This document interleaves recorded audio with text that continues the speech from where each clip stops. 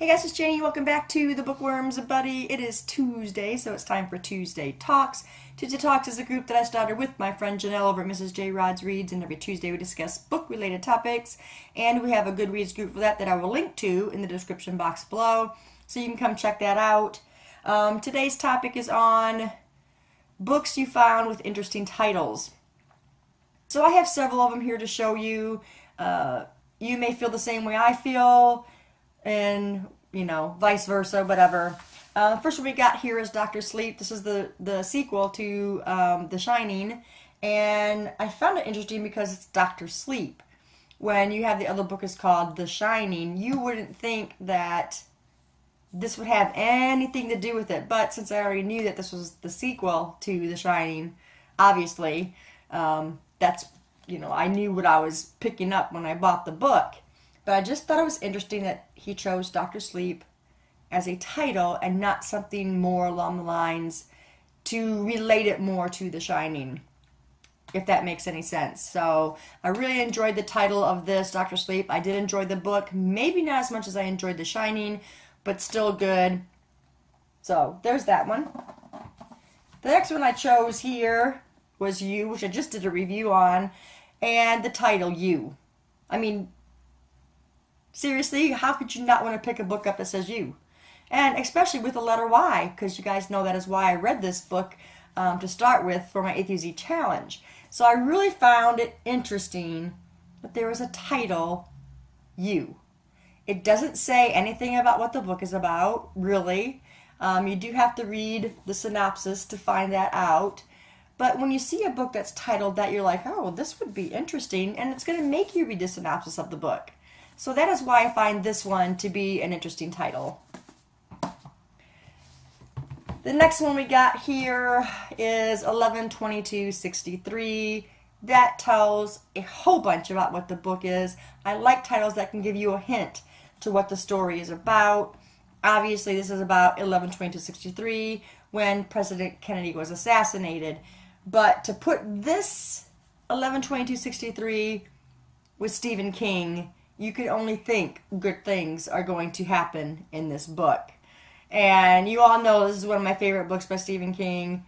So worth the read. It's a big book, but it flows well. A lot happens. It's just beautifully written. Yeah, so there's that one. The next one we've got here is called A History of a Suicide. This is by Jill Balotsky. This is a true story as far as I know. And you see a history of a suicide, and you think, the history of a suicide? So what this tells me maybe is that, there could have been other suicides in the family, and I don't know. I just thought that was interesting, and actually is what made me pick this book up. I have not read this book yet because I kind of forgot that I had the book. And when I was going through my book titles, I saw this one, like, oh, wow. So, yeah, I mean, what does it say in A History of a Suicide? And the next one we've got here is Demon Knight by J. Michael. I'm not even saying his last name, so there you guys take a look at that. Demon Knight tells me this is going to be a scary book. It's going to be creepy. It's going to be intense. So in this case, is it exactly interesting, but it tells me a lot about what the book will be about. I've had this book for quite a while, and again, look at the back of this cover. Look at the back of this. It's amazing.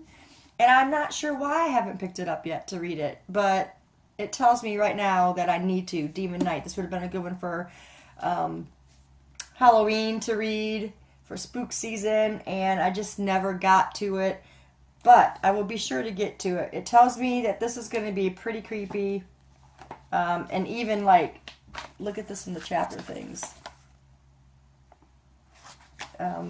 Yeah, it's going to be a good book, and I just need to pick it up and read it.